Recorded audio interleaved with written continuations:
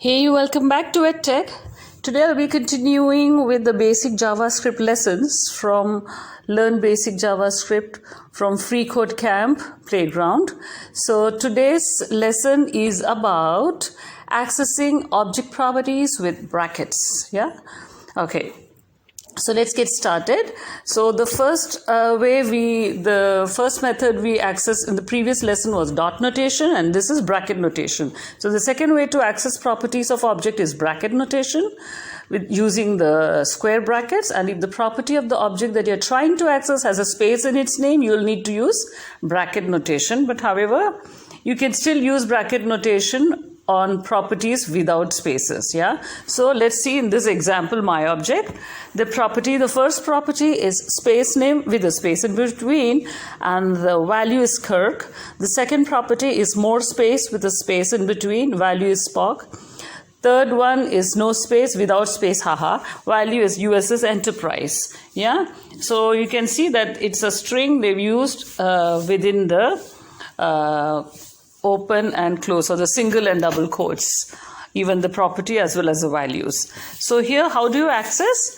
Name of the property is my object. So my object followed by space name, because in the first case, if you want to access the value of property 1, so my object followed by square brackets with the quotes. Within the quotes you have to write the property 1, then that will give you the value which is Kirk. If you want to get the value Spock, then my object, then the corresponding property, second property is more space. So more space, it can be single or double quotes, as you can see here. The third one has no space in between, which is no space, but you can still use with the quotes, and then you get the value USS Enterprise. Okay, sorry. Now you're given a task to practice this skill. The code that is given, you need to access the value which is provided here, access the property with the value.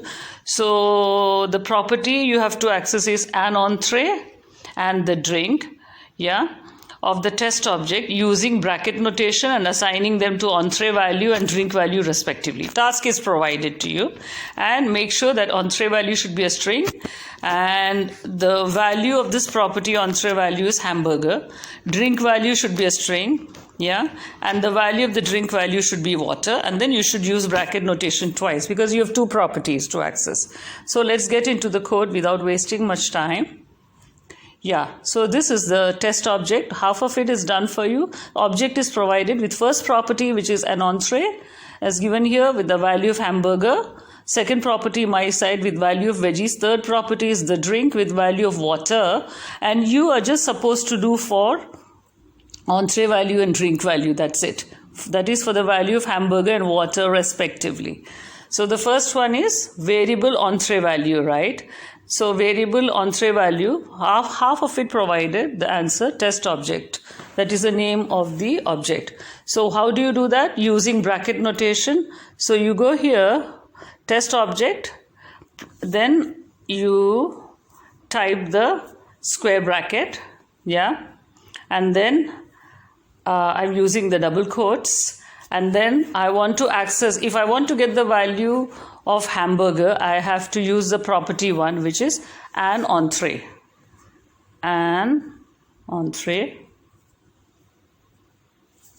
Yeah. Then next one, I want to get the value water. So access the property of drink, the drink. So test object, square bracket, then double quotes. It will be the drink,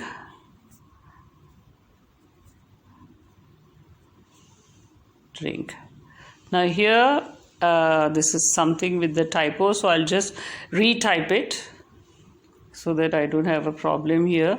Test object, this was the provided value. So test object followed by square brackets, and within that the last property, because we want to access get the value of water.